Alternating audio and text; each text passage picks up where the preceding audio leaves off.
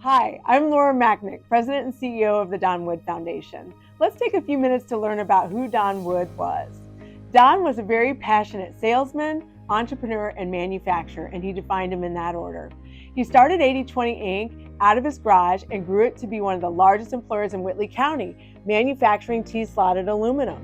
He had a lifelong passion for leadership, sales, entrepreneurship, and manufacturing, and he encouraged people to pack their own chute through the pursuits of education. His legacy will live on through the work of the Don Wood Foundation. Don believed that success was no accident. It's hard work, perseverance, learning, studying, sacrificing, and most of all, love of what you're doing. But how are we governed? We have a board of trustees that is made up of 7 community members. These members all have connectivity to the fields of advanced manufacturing or entrepreneurship.